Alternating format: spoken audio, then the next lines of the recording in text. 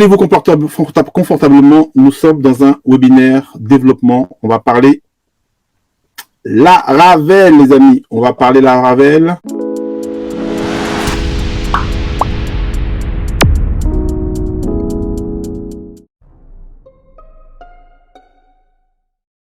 Bienvenue sur cette masterclass. Nous allons parler un peu de Laravel. Nous allons en fait aller à la découverte du framework Laravel et je vais vous donner un peu l'envie, de pouvoir en fait vraiment aller fouiller un peu ce côté. Vous allez voir l'avantage de Laravel. Donc moi, je me présente comme je l'ai dit tout à l'heure. Je suis architecte logiciel et DevOps. Donc ici, je suis formateur sur GitLab où je partage aussi mes connaissances par rapport aux nouvelles technologies et je reçois surtout des grands frères qui partagent en fait leurs expériences, des gens qui ont plusieurs années d'expérience pour réellement apprendre d'eux. Et mis à part ça, j'ai développé en fait une solution de gestion de projet qu'on appelle From Scratch. C'est une solution que j'ai développée parce que j'avais un réel problème au Bénin de mes clients qui ne payaient pas. Donc, j'ai développé cette solution totalement avec Laravel. Ça fait 3 ans que cette solution, elle existe. Donc, je pense pouvoir vous donner l'envie de pouvoir aller voir du côté de Laravel. Donc, ici, comme prérequis nécessaire pour quand même me suivre, c'est, s'il faut quand même avoir des bases en développement d'application. Quand on parle de développement d'application, c'est la partie assez basique qui est le HTML, le CSS, le PHP. Et surtout, j'insiste sur la partie PHP parce que il faut derrière faire des erreurs, pratiquer un peu du PHP pour réellement voir l'avantage de ce que je vais vous présenter tout à l'heure, c'est-à-dire l'avantage de Laravel. Donc aujourd'hui, qu'est-ce qu'on va en fait, qu'est-ce qu'on va aborder au cours de cet atelier-là? On va parler d'abord de l'historique. Je vais vous raconter l'histoire de Laravel, pourquoi ça a été conçu, qui est celui qui est derrière ça, comment en fait il a atteint cette popularité-là, qu'est-ce qui fait de lui, un framework que il faut franchement en fait, il faut franchement essayer d'apprendre. Et après, je vais vous parler des fonctionnalités de base de Laravel. Laravel, c'est quoi la partie routage? Qu'est-ce qu'on met dans migration, gestion des données, comment gérer les données au niveau de Laravel? C'est quoi l'authentification? Quand on parle d'authentification, on va voir ce qu'il y a autour. On va parler de comment il valide les choses et on va parler aussi de la partie modèle. Après, on va voir maintenant comment créer un projet Laravel. Parce que je vous ai parlé des fonctionnalités et tout ça, mais réellement, comment on fait pour créer un projet Laravel sur son ordinateur? Quels sont les prérequis, les outils qu'on doit avoir disponibles sur son ordinateur pour pouvoir, en fait, démarrer un projet Laravel sur son ordinateur? Après, on va parler de la structure parce que là, on a créé un projet Laravel, mais c'est quoi la structure? Parce que il génère beaucoup de fichiers, de dossiers et tout ça. On va parler de l'architecture, ou taper, ou écrire pour que cela marche, pour qu'on puisse voir, au fait, ça à l'écran, que ça marche. Après, on va parler du moteur de template. Je vais vous parler, si c'est la première fois que vous découvrez, vous avez entendu le nom moteur de template aujourd'hui, je vais vous donner un peu, au fait, l'avantage du moteur de template et principalement, on va parler de Blade, qui est l'architecture template que Laravel utilise. Et en dernière partie, ici, on va parler des bases de données. On va voir comment Laravel gère les bases de données, les tableaux et les colonnes, tout ça, comment il crée lui-même ces différentes tables et tout ça. On va voir comment ça marche. Et après, je vais vous laisser la parole pour que vous puissiez poser des questions par rapport à tout ce que j'aurais dit là. Donc ici, ça sera une formation un peu, disons, introduction. Je vais faire un peu de la littérature, mais on va aussi un peu pratiquer et on va tout faire ensemble pour que vous puissiez voir comment ça marche. Donc, si vous êtes prêts, on peut commencer. Donc, Laravel, au fait, c'est un framework web open source. C'est un framework open source qui a été, au fait, fondé ou créé par Tyler Otwell. C'est le monsieur qui sourit là. Donc, au fait, lui, il a créé ce framework-là en 2011. En fait, pourquoi il a créé le framework? À la base, au fait, c'était un développeur web freelance. Donc, il développait pour des boîtes et il cherchait, au fait, à utiliser, il cherchait des frameworks qui vont lui permettre de pouvoir rapidement évoluer par rapport à ses tâches. Et à chaque fois, quand il cherchait sur Internet et tout, il ne tombait pas sur des frameworks simples à prendre en main. Il tombait sur des trucs trop compliqués avec des fonctionnalités. Et c'est de là qu'il a donc décidé de créer lui-même son propre framework et qu'il a appelé après Laravel. Donc, il a travaillé sur ça pendant plusieurs mois en s'appuyant sur les principes de développement web moderne. Donc, on parle de principes de développement web modèle, on parle de modèle vue contrôleur, la possibilité d'architecturer, de bien positionner, de bien disposer tous les dossiers de son projet. Donc, il s'est appuyé sur ça pour pouvoir concevoir ce framework-là. Mais en réalité, quand il a fait sortir la première version en juin 2011, cela n'a pas eu un grand succès. Pourquoi? Parce que plusieurs personnes ont remis en cause ce qu'il a fait parce qu'ils ont trouvé que ce n'était pas performant et ce n'était pas fiable. Donc, il s'est retrouvé sur lui et il s'est encore mis à développer, à améliorer son produit. Et là, en 2012, il a fait sortir la version 2 qui a connu un grand succès. Donc, ça a connu un grand succès parce qu'au fait, là, il a vraiment pris en compte les remarques qu'on lui a fait concernant la sécurité. Et là, maintenant, son framework qu'on appelle Laravel, qui aujourd'hui est à sa 9e version, est devenu très populaire et il a une large communauté de développeurs qui adhèrent à son framework et il dispose de plusieurs ressources, des gens qui ont commencé par faire des tutoriels par rapport à son framework, voilà, partager, créer des packages et tout, et c'est là que son framework a pris, voilà, a pris vraiment de la popularité.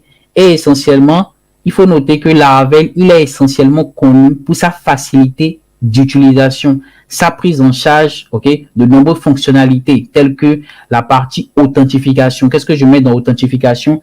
Lorsque vous voulez créer une application, et une application, pas une application statique, mais c'est une application dynamique. Par exemple, vous avez besoin de faire tout un système d'authentification. Authentification, c'est inscription, connexion, oubli de mot de passe et tout ça. Donc, Laravel, il vous jette tout ça en un coup. Et aussi, il a une partie validation, c'est-à-dire il vous permet de pouvoir vérifier si ce que l'utilisateur a entré est conforme à ce que vous voulez recevoir, si c'est un string, un int et tout ça. Et aussi, il y a la partie sécurité, c'est très important parce qu'on ne peut pas concevoir une application qui n'est pas sécurisée. Donc, le framework Laravel utilise la notion de sécurité. On va voir ça après, au fur et à mesure que j'évolue. Et ici, on parle surtout de la partie MVC, modèle, vue, contrôleur. Donc ici, Laravel s'appuie sur cette architecture-là pour pouvoir en fait créer tout son arborescence. Donc ici, c'est quoi les avantages de Laravel? Si vous avez bien compris ce que j'ai dit tout à l'heure, j'ai parlé de l'architecture MVC. Donc l'architecture MVC, c'est modèle vue contrôleur qui permet au fait de séparer des préoccupations et la gestion des différentes couches. Donc, modèle vue contrôleur, c'est-à-dire on a une partie modèle qui comporte l'architecture générale, c'est-à-dire les différents modèles de votre projet. Si vous avez une entité qui gère les users, une entité qui gère je prends un site d'un site où vous enregistrez des utilisateurs, vous enregistrez des objets, vous avez des entités qui sont séparées, qui sont dans un dossier. Vous avez une partie vue qui comporte tout ce que l'utilisateur va voir et vous avez une partie contrôleur qui comporte en réalité la logique de votre application. Donc ici, l'architecture MVC facilite la séparation et la gestion des différentes couches de votre application. Et en plus, il y a la partie syntaxe élégante. Vous allez voir ça tout à l'heure quand on va commencer par pratiquer. Vous allez voir que c'est quand même facile à prendre en main et vous allez comprendre, même si vous ne le développez pas avec Laravel, avec au fait sa manière, sa syntaxe, c'est facilement compréhensible et vous allez voir ça au fur et à mesure. Donc ici, on a au fait un système de routage qui est assez flexible. On va voir comment il crée au fait des routes et ces routes-là sont sécurisées. Vous pouvez mettre au fait des restrictions. C'est ça qu'on appelle le middleware. On va voir ça tout à l'heure. Vous pouvez ajouter des middleware qui vont vous permettre de pouvoir bloquer un utilisateur s'il ne respecte pas une condition pour accéder à une route, ainsi de suite. Donc ici, on a aussi la facilité de développement. Avec Laravel, si vous comprenez vraiment la notion de base, comment ça marche, vous allez rapidement au fait prendre en main cela et vous pouvez rapidement développer des produits tels que la livraison continue. Vous allez pouvoir au fait gérer tout ce qui a rapport à l'authentification. Vous pouvez valider des formulaires, mettre des requests. On appelle ça des requests, des restrictions qui vont au fait permettre de bloquer l'utilisateur, de ne pas le permettre de valider son champ s'il n'a pas respecté les critères nécessaires et vous permet aussi de gérer les erreurs, c'est-à-dire ce que vous allez l'afficher lorsque ce qu'il a mis au niveau de votre champ n'est pas respecté, ainsi de suite. Donc, on continue toujours par rapport aux avantages. On va voir qu'au niveau de Laravel, il y a cette partie base de données qui n'est pas en réalité gérée par vous-même. C'est-à-dire, par exemple, lorsque vous créez une application avec PHP tout court, c'est à vous-même de créer la base de données, c'est à vous-même de créer les différentes tables de votre base de données. Okay? Laravel, lui, il utilise une notion de migration qui va vous permettre de ne pas forcément faire ça seul. Vous créez au fait les migrations, vous exécutez ces migrations et c'est ces migrations qui vont vous permettre de générer au fait les différentes tables de votre projet. Donc, ici, je parle aussi de la sécurité. C'est ce que j'ai dit tout à l'heure, à partir de la notion de protection CSFR, c'est-à-dire ici, pouvoir au fait enregistrer des tokens à chaque niveau de des actions que l'utilisateur va faire. C'est-à-dire, je prends un exemple simple, lorsque l'utilisateur n'est pas authentifié, il n'a pas un token, donc il ne peut pas accéder à certaines routes. Mais s'il est authentifié, il peut accéder à certaines routes, ainsi de suite. Et cette dernière partie qui est très importante, c'est-à-dire une communauté active. Par ça, je tiens quand même, je l'ai mis en dernière position parce que c'est très important. On n'apprend pas un framework s'il n'y a pas beaucoup de personnes en arrière-plan. C'est parce qu'au fait, il y a de l'engouement, il y a des gens qui sont là pour vous aider aussi à rapidement prendre en main la technologie. Et c'est le cas de Laravel qui dispose au fait d'une communauté active qui vous permet au fait de pouvoir rapidement, voilà, prendre en main cette technologie-là. Donc, je continue dans ma présentation. Donc, ici, maintenant, on va commencer au fur et à mesure par, voilà, pratiquer au fur et à mesure. Maintenant, on est sur cette partie, créer son projet Laravel. Si vous avez bien compris les avantages de Laravel, il y a la notion de modèle vue contrôleur, il y a la notion d'architecture de votre projet qui est assez simple à prendre en main. Il y a, au fait, une syntaxe assez élégante du framework. Donc, une fois que vous avez bien compris les avantages, bien sûr, la question, mais comment installer son projet Laravel? Comment vous faites avoir un projet Laravel sur son ordinateur? Donc, premièrement, sur votre ordinateur, vous devez avoir PHP déjà disponible sur votre ordinateur. Donc, si par exemple, moi, je me rends au niveau de mon terminal ici, je vais zoomer. Si je fais PHP-V, vous voyez que moi, j'ai ma version de PHP ici, 7.4.33 qui est disponible. Donc, l'idéal ici, c'est vraiment d'avoir une version récente de PHP parce que Laravel, ça évolue très rapidement. Récemment, c'est-à-dire en février, on est en février, là, ils ont fait sortir la version 10, mais qui n'est pas encore stable. Donc, c'est un truc qui évolue rapidement et qui a besoin d'une version assez récente de Laravel. Donc, le minimum de la version de Laravel à avoir ici, c'est la version 7.4. Donc, pour le vérifier, vous tapez sur votre ordinateur PHP-V pour voir la version de Laravel que vous avez. Donc, une fois que vous avez PHP installé sur votre ordinateur, vous avez besoin de Composer. Donc, Laravel utilise Composer comme gestionnaire de dépendances. C'est exactement comme ceux qui font du Vue.js, du React et tout. Au niveau de Vue.js, vous allez voir qu'il y a la partie Node module et il y a la partie NPM qui gère ça. Mais Laravel, lui, il utilise ici Composer qui lui permet de gérer les dépendances. Maintenant, comment installer Composer? C'est ça que j'ai mis ici. Vous allez, autant pour moi, je suis allé trop rapidement. Vous allez au niveau de Get Composer. Donc, si je viens au niveau du site, là, ici, je vais au niveau de Get Composer. Soit je tape, vous tapez juste au niveau de votre terminal, au niveau de votre navigateur Composer. Vous allez directement tomber dessus. Donc, là, vous voyez, ici, vous donne, au fait, les différentes étapes pour pouvoir l'installer. Donc, ici, tout se fait là. Donc, l'habitude, si vous prenez, vous faites chaque ligne, vous le copiez au niveau de votre terminal, vous respectez, vous faites l'architecture qui est là et vous aurez Composer installé sur votre ordinateur. Donc, ça, je vous laisse, voilà, jeter un coup d'œil dessus. Donc, ici, comment savoir si votre Composer que vous avez installé marche correctement? C'est en tapant la commande Composer, donc ici, Composer-V. Donc ici, vous voyez, il me dit que Composer est installé et il me dit la version de Composer qui est disponible sur mon ordinateur. Donc, c'est très important ces deux notions. Donc, une fois que cela est fait, vous devez au fait maintenant avoir, je ne sais pas si vous m'entendez, attendez, j'ai un instant. La notion du temps est subjective, je ne peux rien affirmer. J'ai mon Siri qui s'est déclenché. Donc, je disais au fait, une fois que vous avez PHP installé, vous avez Composer installé, vous allez maintenant avoir besoin d'un serveur web. Donc, le serveur web ici, c'est Apache ou Nginx. Donc, vous devez forcément avoir un serveur web. C'est ça qui rend disponible votre application sur un port donné. C'est très important. Donc, une fois que cela est bon, la dernière partie maintenant, c'est d'avoir votre base de données. Donc, vous devez avoir soit MySQL, soit PostgreSQL, soit SQLite, soit SQL Server. Moi, de base, j'utilise juste MySQL. Mais vous pouvez décider d'utiliser ce que vous voulez. Donc, dernière étape, c'est d'avoir une base de données. Donc, je récapitule. PHP, Composer, un serveur web et la dernière partie qui est la base de données. Donc, une fois que cela est fait maintenant, on va voir comment installer, comment créer notre projet Laravel. Alors, comment créer un projet Laravel? C'est d'entrer la commande composer create project -prefer 10 Laravel / Laravel et vous mettez le nom du projet. En réalité, si on veut lire ça en français courant, c'est composer, crée-moi un projet Laravel du nom et on met le nom de notre projet ici. Donc, j'ai mis ça en rouge parce que ici, le -preface 10, cela vous permet en réalité de l'installer assez rapidement.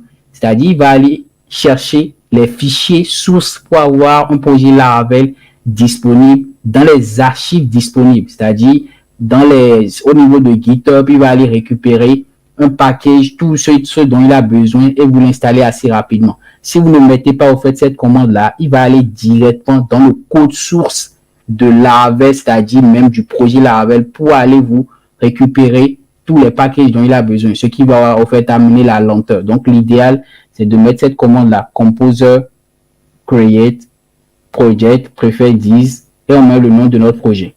Donc, moi, personnellement, je vais aller par exemple sur le site de Laravel. Donc, le site de Laravel, c'est Laravel. Et laravel.com et je vais aller au niveau de la documentation et directement ici, quand vous venez au niveau de la documentation, vous voyez qu'il me dit installation. Je descends là et on va voir la commande que je vous ai montré tout à l'heure. Donc, c'est ça. Composer, create, Laravel project, example et vous mettez ça. Vous voyez que par exemple ici, ils n'ont pas mis le -prefer 10 parce que eux, ils vont aller directement chercher ça dans le fichier source du projet Laravel. Donc, nous, on peut prendre ça aussi comme on peut prendre l'autre. Je vais prendre celui-ci, et je vais aller au niveau de mon terminal. Je vais me déplacer dans mon dossier. Donc, vous pouvez créer un dossier, là où vous allez mettre tous vos projets Laravel. Une fois que cela est fait, je vais ici mettre cette commande-là. Il n'a pas copié ma commande. Autant pour moi, je vais aller le reprendre.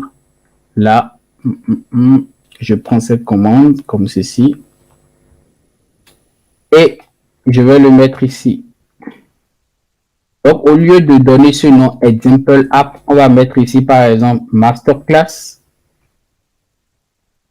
Je vais mettre ici Laravel. Comme ceci. Donc, ici, quand je fais ça, je valide. Hop. Vous voyez que là, il est en train de m'installer mon projet Laravel. Et ici, c'est intéressant. On va voir, au fait, tout ce qu'il est en train de faire en réalité. Lorsque ici, je lui dis, crée-moi un projet du nom de masterclass. Vous voyez que là, il m'installe toutes les dépendances dont j'ai besoin. Là, en réalité, c'est le composer qui est en train de marcher. C'est-à-dire, il m'installe tous les composants nécessaires pour pouvoir, au fait, avoir, notre projet Laravel fonctionnel. Donc, c'est ce que vous voyez ici. Et si vous remarquez très, très bien, vous allez voir qu'il y a certaines instances de Symfony qui sont utilisées. Et là, je réponds à la question, Laravel a été, au fait, inspiré en réalité d'une partie des symphonies, mais avec plus de facilité au fait d'utilisation. Donc, vous voyez que là, il descend, il installe tous les packages dont j'ai besoin. Je descends totalement. Et une fois que cela est fait, il me dit que Laravel, l'application a été créée avec succès et automatiquement, il génère une clé. On va voir ça tout à l'heure. Une clé qui est très importante pour que notre application puisse fonctionner. Donc là, avec cette commande-là, ou cette commande qui est ici, on a notre projet Laravel disponible. Donc, nous, dans notre cas, on a créé un projet Laravel du nom de Masterclass. Donc, si je fais ls ici, pour voir la liste de mes dossiers qui sont disponibles dans mon dossier Laravel, vous voyez que bon, moi, j'ai plusieurs projets Laravel. Et nous, on a créé le projet Laravel nommé Masterclass Laravel. Donc, il me dit que c'est déjà disponible. Donc, je me déplace dedans, je fais Masterclass. Et là, je suis à l'intérieur. Je fais juste un ls pour voir l'intérieur ici du projet. Vous voyez qu'ici, on a plein d'architectures, plusieurs trucs qui sont créés là. Ce qui m'intéresse ici maintenant, je vais faire ls-la pour que cela soit bien affiché avec tous les fichiers cachés et tout ça. Donc, vous voyez que tout est là. Voilà toute l'architecture. Ensuite, on va essayer de l'ouvrir sur un éditeur parce que là, ça ne serait pas compréhensible correctement. Donc, je vais ouvrir mon éditeur. Donc, chez moi, je vais prendre PHP Storm. Donc, d'habitude, vous pouvez utiliser VS Code ou Sublime Text pour tous ceux qui sont, voilà, tous ceux qui sont fans de Sublime Text ou de VS Code. Moi, je vais utiliser PHP Storm et je vais ouvrir mon dossier. OK? Donc, un instant, vous allez voir ça de suite. Alors, on y va. Project, voilà.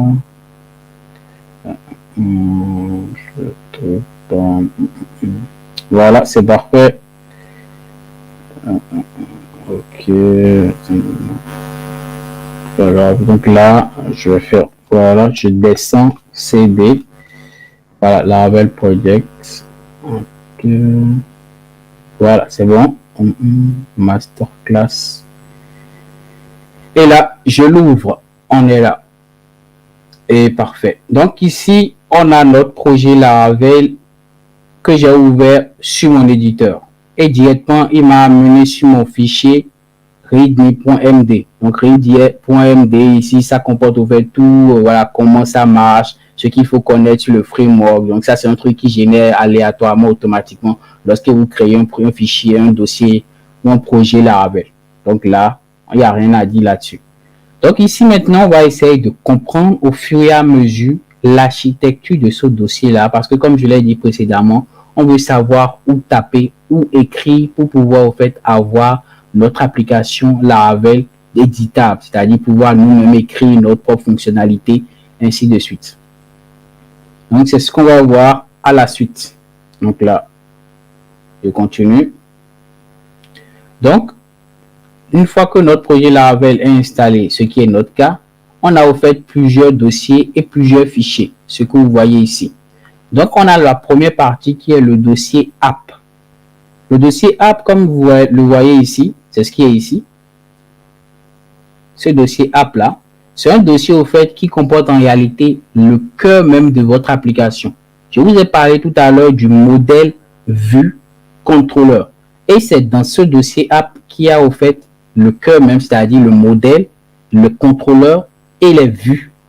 Ensuite, en plus de ça, vous avez les classes unitaires, c'est-à-dire les helpers que vous allez créer. Qu'est-ce que vous mettez dans helper? Vous allez vouloir créer au fait des fonctionnalités spécifiques que vous pouvez au fait injecter dans vos contrôleurs et tout ça. C'est ces classes utilitaires là qui vont vous permettre de le faire, comme les helpers. Donc tout ça, c'est ce qui se passe, c'est ce qui se fait ici. Vous voyez ici, on a au fait ici dans le HTTP, on a notre contrôleur.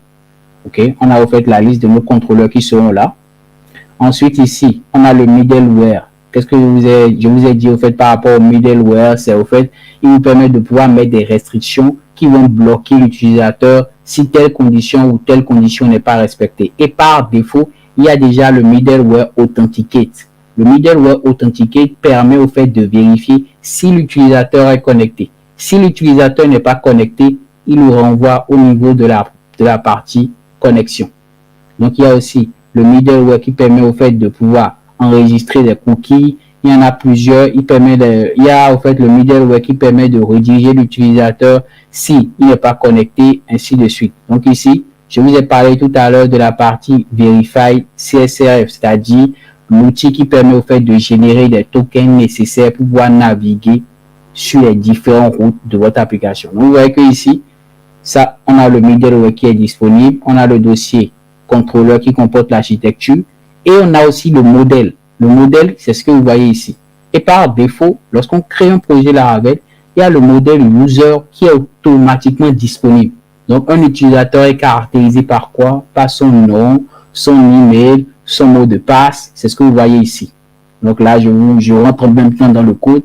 Donc ici, un utilisateur, ici on met au fait la partie, on met au fait les champs nécessaires au fait pour pouvoir au fait enregistrer un utilisateur. Donc le name, l'email, le password. Ici, au niveau de la partie Eden, on met au fait les champs autant pour moi qu'on souhaite cacher. Donc ici, on souhaite cacher le mot de passe, la partie remember token, ainsi de suite. Donc tout ça, on va le voir au fur et à mesure. Donc ça, c'était pour la partie app, c'est-à-dire le dossier app.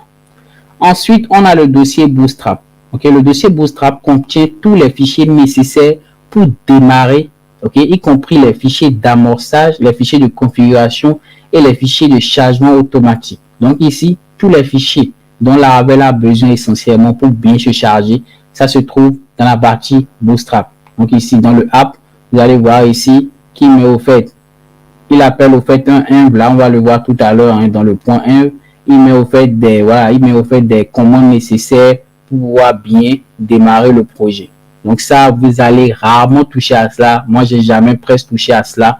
Si lorsque je crée moi mes projets Laravel, autant ou soit je crée moi-même ma propre configuration et je l'injecte dedans, mais ça, par défaut, vous laissez Laravel le gérer pour vous.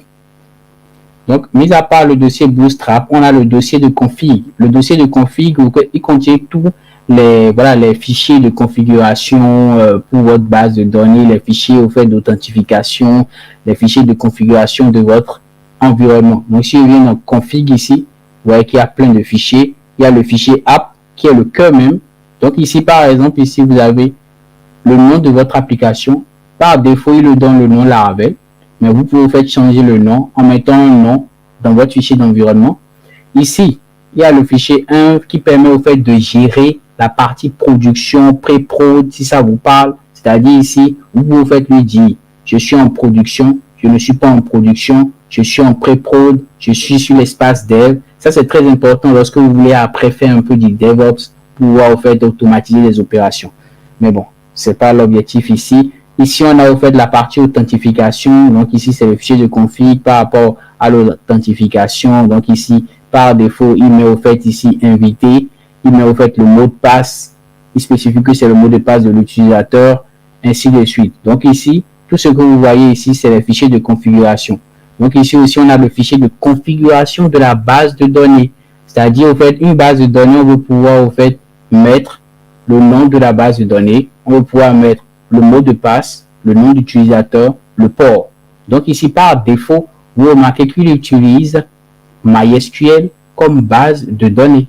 Ok, il utilise MySQL comme base de données. Nous-mêmes, on peut spécifier après qu'on ne veut pas utiliser MySQL. Si on dit qu'on veut utiliser MySQL, vous allez voir que ici, au niveau de MySQL ici, on aura besoin de toutes les informations nécessaires. Donc ici, on va mettre le nom de la base, le nom d'utilisateur, le mot de passe. Ok, si on spécifie qu'on veut utiliser MySQL. Si on spécifiait ici qu'on voulait utiliser SQLite, il allait au fait aller récupérer ces détails-là ici. Donc, on aura besoin de l'URL pour notre SQLite. On aura besoin ici du nom de la base de données.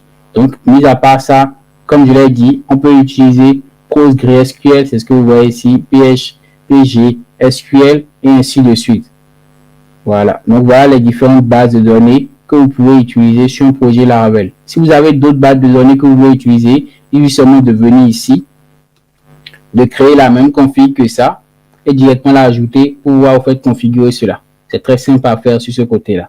Donc, il faut retenir juste que le dossier config contient en réalité toutes les configurations nécessaires pour le bon fonctionnement de votre application.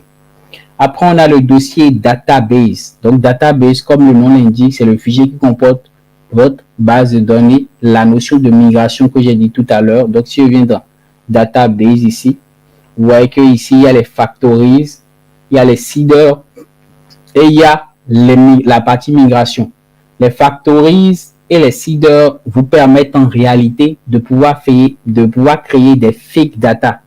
Des fake data, c'est-à-dire de fausses données pour pouvoir tester votre application. Lorsque vous faites une application d'utilisateur, vous avez besoin peut-être de générer 1000 utilisateurs ou 20 utilisateurs pour tester une fonctionnalité. Vous pouvez écrire ici des trucs. Vous pouvez écrire, vous pouvez autant pour moi créer au fait des fake data, des faux utilisateurs ici, qui seront automatiquement créés, ajoutés dans votre base de données et vous pouvez tester vos informations si la fonctionnalité marche bien avec. Vous remarquez que ici, par défaut, il vous a à créer un faux utilisateur. Et au niveau du seeder ici, on peut en fait exécuter ça. C'est-à-dire, on peut exécuter cette requête-là, on peut exécuter 10. Par défaut, il exécute 10 ici. Donc ici, quand on va lancer le seeder, il va nous créer 10 faux utilisateurs. Donc, le fichier database comporte le dossier factories, le seeder, et ce qui nous intéresse, c'est la migration. La migration, au fait, comme je l'ai dit, Laravel vous permet de vous détacher de cette notion de créer des tables. J'ai plus besoin de créer des tables au niveau de ma base de données. Lui va le créer pour moi une fois que moi j'ai fait mes migrations ici. En réalité, les migrations vous permettent de pouvoir écrire les différentes tables dont vous avez besoin dans votre base de données. Par défaut, lorsque vous créez un projet Laravel, au niveau de votre migration, vous avez la table utilisateur, c'est-à-dire user, qui va être créée lorsque vous allez lancer la migration. Un utilisateur, il est caractérisé par son nom, son email, et ici, l'email qui a été vérifié, c'est-à-dire la date auquel l'email a été vérifié, le mot de passe, et cette partie timestamp là. En réalité, cette partie timestamp, on va le voir tout à l'heure, il vous crée deux champs au niveau de votre table user.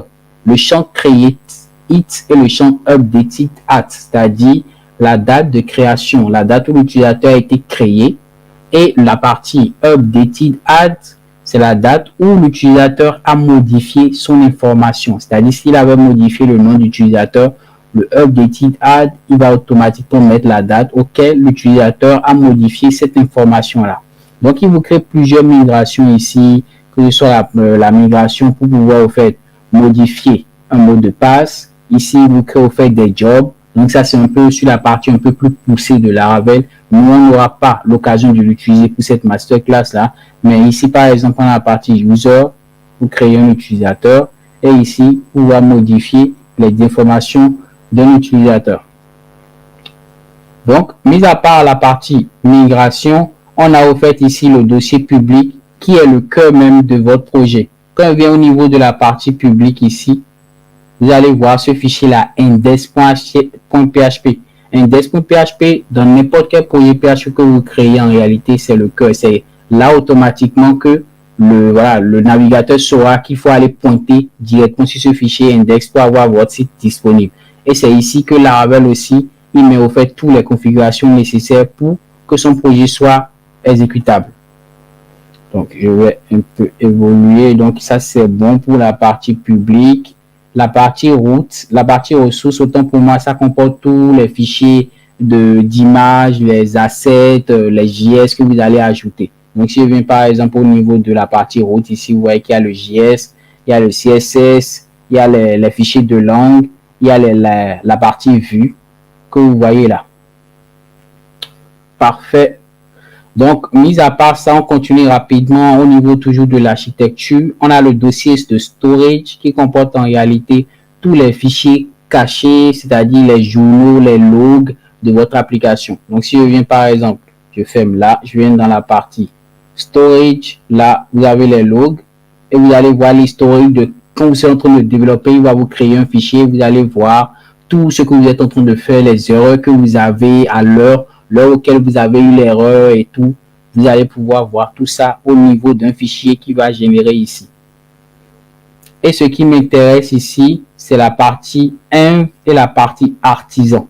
Mais d'abord, parlons de la partie test unitaire. Si vous créez une grande application, vous allez forcément toucher à cette partie parce que ça vous permet de pouvoir créer les tests unitaires et les tests fonctionnels. C'est très important lorsque vous développez une grande application pour voir si tout marche. Ici, on a le dossier vendor. Donc, le dossier vendor, c'est un peu comme la notion de notre module au niveau de Vue.js, de React et tout. Le dossier vendor comporte tous les paquets qui ont été installés par Laravel. C'est ce que vous voyez ici.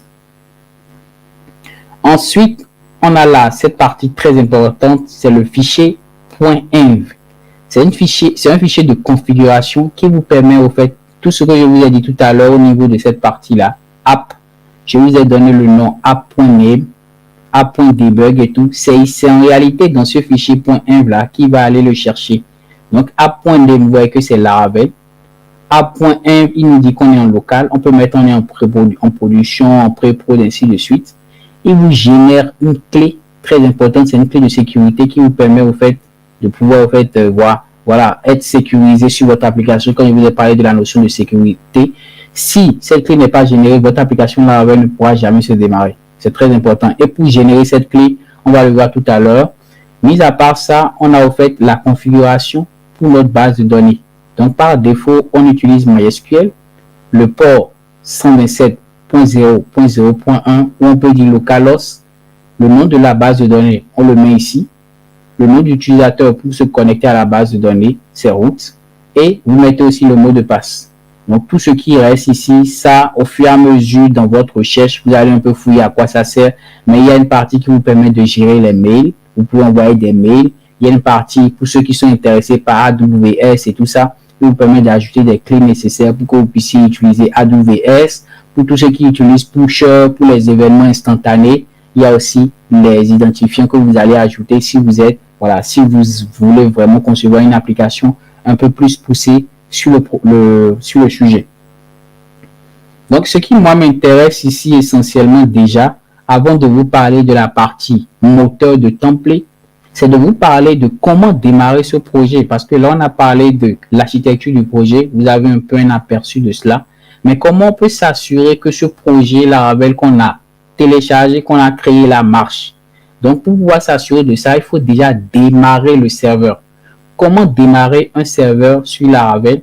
La commande pour démarrer un serveur, c'est la commande PHP. Donc, je vais aller au niveau pour que ça soit plus clair pour tout le monde, comme ceci. Hop. Je vais fermer. Hop. Pour moi, voilà. Je vais, hop. Voilà, je fais ça. Donc, la commande, c'est PHP artisan. OK? Serve. Donc, on dit à PHP de nous lancer notre serveur. Je fais ça. Bon, là, il me dit qu'il y a une erreur. Pourquoi? Parce qu'en réalité, je ne me suis pas déplacé sur mon dossier. Donc, il ne faut pas faire l'erreur que j'ai fait. Je me déplace. Je fais le dossier, c'est masterclass. Et là, je relance la commande PHP artisan serve. Je fais ça. Et vous voyez que il me dit que le serveur Laravel est démarré sur le port 8000. Donc, qu'est-ce que je fais? Je prends ce URL là et je viens au niveau de mon, voilà, je viens ici et je vais tester pour voir si ça marche. Et là, par exemple, moi, j'ai une erreur. L'erreur, au fait, c'est par rapport à ma version de PHP. Donc, ici, il me dit quoi? Il me dit qu'il, c'est pas par contre normal, mais on va voir pourquoi ça le fait. Je vais reprendre, hop, il me dit quoi? Voilà, c'est démarré. Je reprends ça là, voilà, autant pour moi. Alors, je vous explique. Moi, en réalité, mon port 8000, il est déjà utilisé par un autre logiciel qui tourne en arrière-plan. Bon, moi, je développe beaucoup, donc c'est à cause de ça. Donc ici, il me dit que ce port est déjà utilisé, mais je te donne ce port-là qui est disponible. Donc ici, c'est ce port-là qui est disponible chez moi, le 8001. Donc chez vous, normalement, si vous n'avez pas d'autres projets en arrière-plan, ce port, normalement, il est automatiquement disponible. Donc mon projet Laravel ici, il est bien et ça marche correctement. C'est ce que vous voyez ici et qui est disponible sur le port 8001. C'est ce que vous voyez ici. Donc, une fois que cela est bien compris, pour démarrer le projet, c'est PHP Artisan Serve qui le rend disponible sur un port. Maintenant, on va parler au fait de ce visuel-là parce que voilà, on a démarré notre projet et il nous présente un dossier, il nous présente un visuel, il met Laravel, il met une documentation, Laracast, Laralmiu, ainsi de suite. Mais d'où vient ce fichier-là? C'est ça, au fait, on va un peu voir. Et pour pouvoir le voir, je vais vous parler rapidement de la notion de template. Je vous ai parlé de moteur de template. Et Laravel, il utilise l'architecture Blade. L'architecture Blade qui nous permet de pouvoir créer des fichiers plus stylés. Et au fait, c'est ce que vous voyez ici. Par exemple, ici, ce code-là, il est assez clair. Parce que vous voyez ici, il me dit, si l'utilisateur, s'il y a au fait le nombre d'utilisateurs est supérieur à 0, alors tu me fais un for each pour m'afficher la liste des utilisateurs. Sinon, tu me dis qu'il n'y a pas d'utilisateur.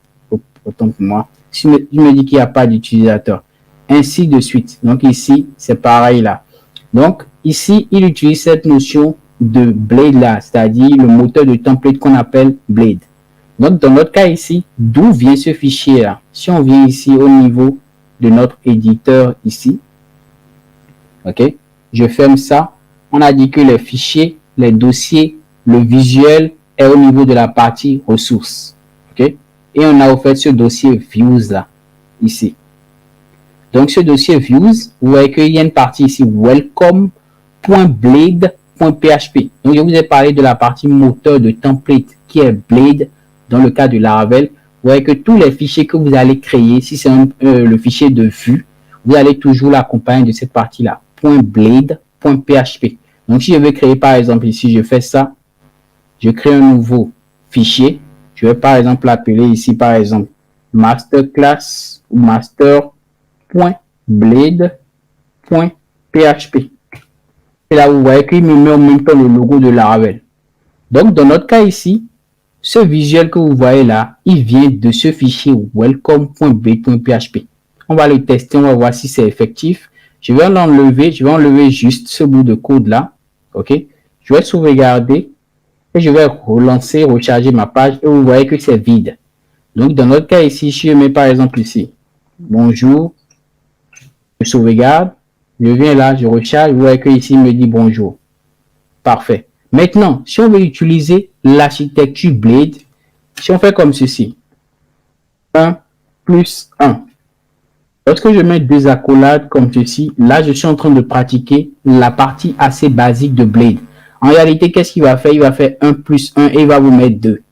Je sauvegarde, je recharge la page et vous voyez que ici, il me met 2.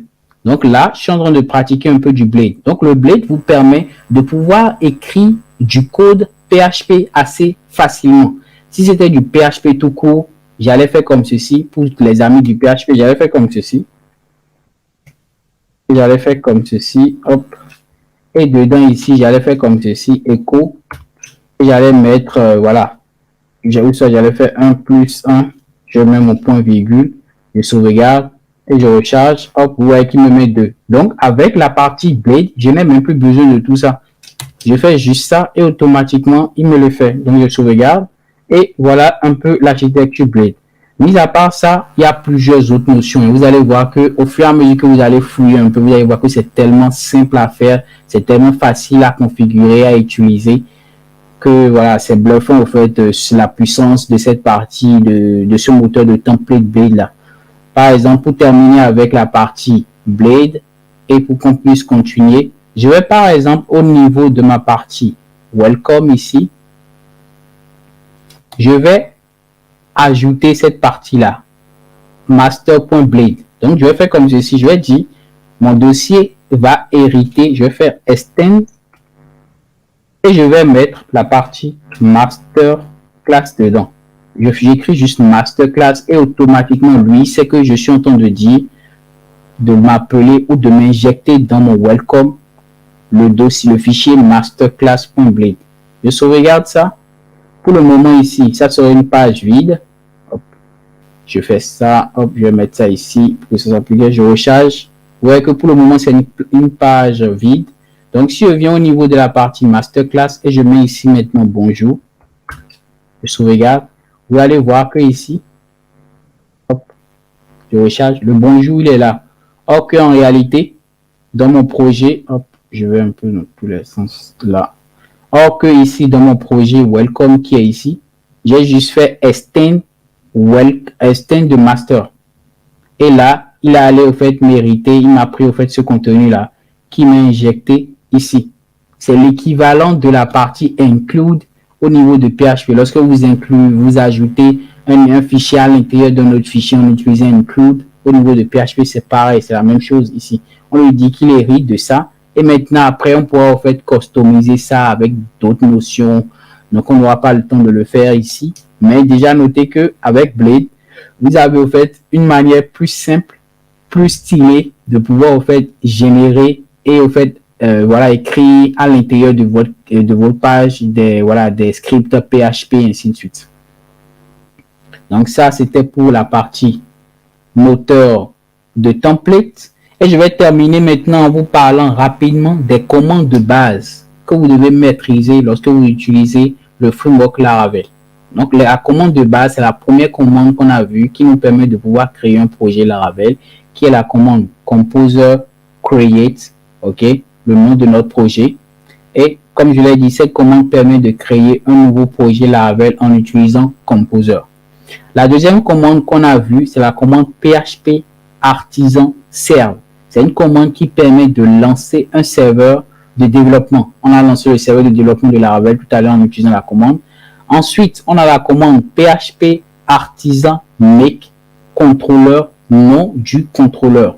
Donc ici, par exemple, ok, si on veut pratiquer ça, on a dit PHP artisan make contrôleur. C'est-à-dire PHP crée-moi, ok, un contrôleur du nom de. On met le nom de notre contrôleur ici. Donc je fais comme ceci, PHP artisan make contrôleur. Je mets par exemple mon contrôleur, je vais l'appeler user controller. Je valide.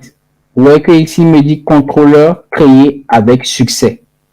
Donc il me dit contrôleur créé avec succès. Donc ici je viens au niveau de ma partie app, HTTP, contrôleur, et je vois mon dossier, mon fichier autant pour moi, user controller que j'ai créé là, qui est ici. Ok? Donc c'est pareil. Donc ici, à part ça, on a en fait une commande qui nous permet de créer un modèle. Donc pour créer notre modèle, c'est la commande PHP artisan make modèle, le nom du modèle. Donc ici, on a créé un modèle. Bon, je vais clean ça. Je vais faire comme ceci. Pour qu'on ait quelque chose de plus architecturé, je vais clean ça. Je vais créer un modèle que je vais appeler ici. Voilà, je fais un modèle que j'appelle product.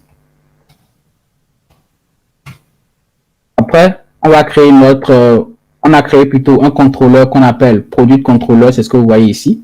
Maintenant, on va créer un modèle du nom de product. Donc ici, je fais ici PHP artisan make autant pour moi modèle, et on met le nom, c'est quoi? C'est product, comme ceci.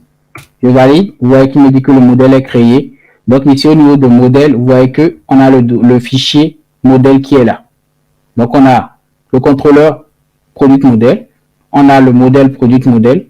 Maintenant ici, on veut lancer la migration. Donc ici, on va lancer notre migration, on va mettre le nom de notre migration. Donc la migration en réalité, c'est notre base de données, c'est notre table product dans notre cas qu'on veut créer. Donc la commande, comme je l'ai dit, c'est PHP artisan make migration, le nom de notre migration. Donc Laravel respecte une norme prédéfinie qui est par exemple ici 2023-02- par exemple ici aujourd'hui c'est quand, autant pour moi c'est le 20, voilà, le 20, et je fais ça par exemple et je mets ici product. C'est une architecture de base qu'il respecte au fait. Donc je fais ça et vous voyez qu'il me dit je suis en train de te créer la migration product, et vous voyez que au niveau de ma partie database migration, en bas ici, j'ai ma migration qui a été créée. Donc vous voyez que là il me génère un nom qui n'est pas bien respecté. Sinon normalement ça devait être comme ceci pour avoir une migration comme une migration normale. Et c'est ce qui est là. Maintenant, je vous ai montré ça, mais supposons qu'on veut faire ça pour 10 projets. Ok, on ne va pas à chaque fois créer le modèle, créer la migration, créer voilà le contrôleur. Donc il y a une commande qui nous permet de générer le tout en un bloc. Donc je vais cleaner ça rapidement et on va utiliser la commande. Je fais le delete pour le contrôleur. Pour le modèle aussi, je le delete. Ok, là. Et le dernier, ça, je fais la partie suppression. Ouais, voilà. Maintenant, comment le générer en un coup? C'est en tapant la commande PHP artisan make modèle. On met le nom du modèle product. On lui dit, mis à part le modèle, tu me crées la migration, c'est-à-dire -m. Tu me crées le contrôleur. Donc, il va vous créer le modèle, il va vous créer la migration et il va vous créer le contrôleur. Je valide et vous voyez qu'il me dit le modèle a été créé avec succès. La migration aussi a été créée avec succès avec l'architecture qu'on a dit tout à l'heure. Et la dernière partie, le contrôleur a été créé avec succès. Donc, quand je fais ça, je repars maintenant au niveau du HTTP contrôleur. Vous voyez que mon contrôleur a été recréé correctement. Mon modèle a été créé correctement. Et la dernière partie, ma migration aussi qui est ici, a été créée correctement. Et en plus, il m'a bien généré les différents champs de base qui est ici. L'identifiant, c'est-à-dire ici l'ID. Et ici, le timestamp, comme je l'ai dit ici, ça vous crée deux colonnes qui est le created at et le updated comme ceci at. Parfait. Donc, la dernière commande, et ça, on va le faire pour terminer cette partie-là totalement, c'est la commande php artisan migrate. Cette commande, au fait, vous permet d'exécuter toutes les migrations en attente pour mettre à jour votre base de données.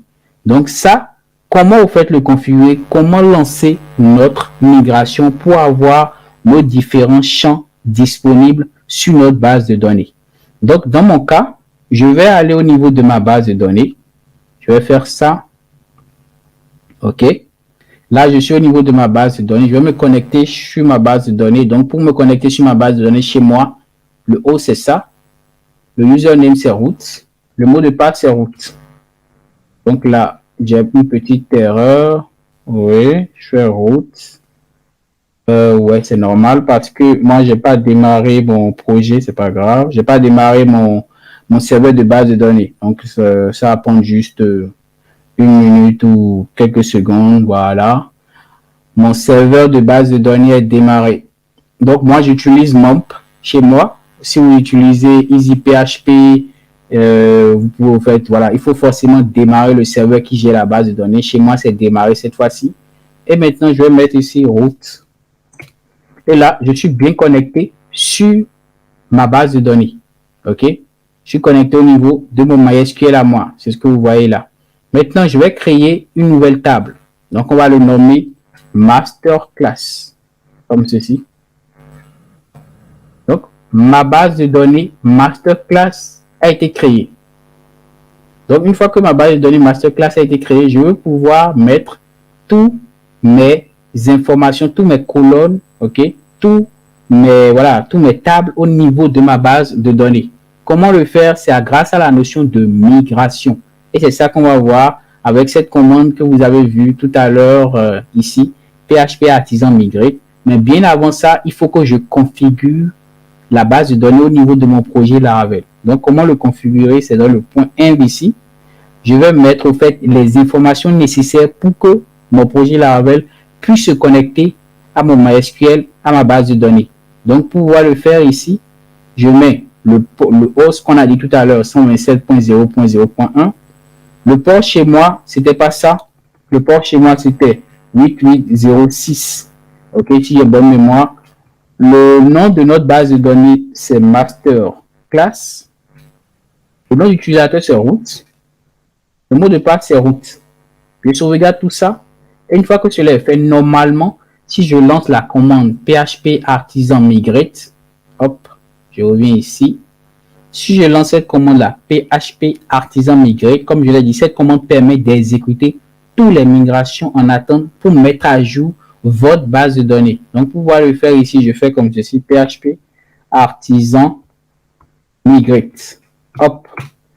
Et là, j'ai une belle petite erreur qui me dit non, j'arrive pas à me connecter à la base de données parce que sûrement un identifiant que j'ai mis ici est faux. Et je suis sûr que c'est celui-ci. Donc, comment le vérifier? Je vais faire ça. Je vais quitter mon, voilà, pour redémarrer mon SQL pour moi-même voir le port. Je le relance. Hop. Voilà. C'est ce que je disais. Donc, ici, le port pour ma base de données, c'est ça. C'est 98, 99. Moi, j'avais mis un mauvais port là-bas. Donc, ici, je vais mettre route pour me reconnecter. Et je repars maintenant ici. Hop. Je mets au fait ce port là. Je sauvegarde et cette fois-ci, je vais réexécuter ma migration. Et il n'y a pas de raison pour que ça ne marche pas.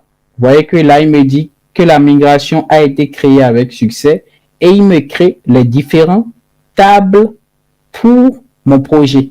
Donc ici, il me dit, j'ai créé la table user, j'ai créé la table password reset, j'ai créé la table fail job, j'ai créé la table product de notre produit. Et on va voir si c'est effectif. Donc ici, on repart au niveau de notre base de données. On a nommé ça Masterclass.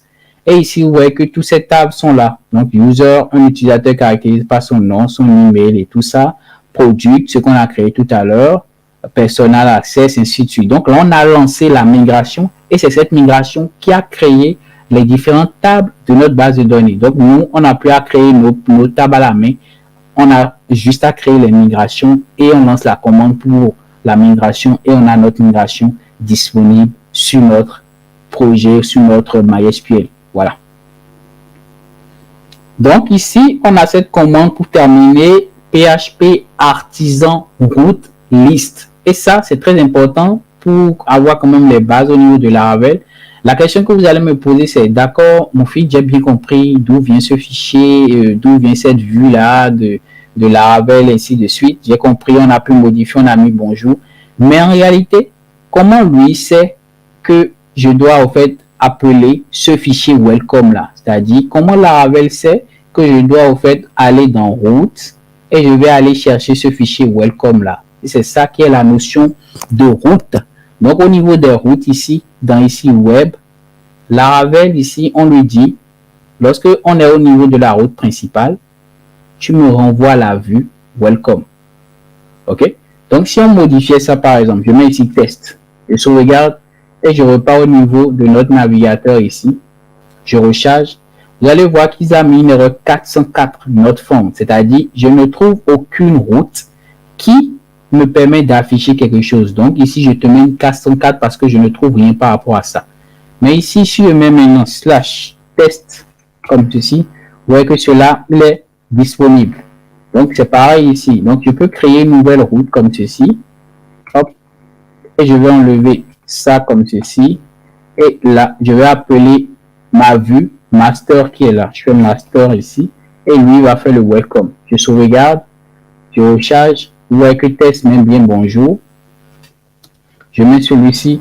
Et vous voyez que lui aussi il met bonjour. Si je viens dans master ici.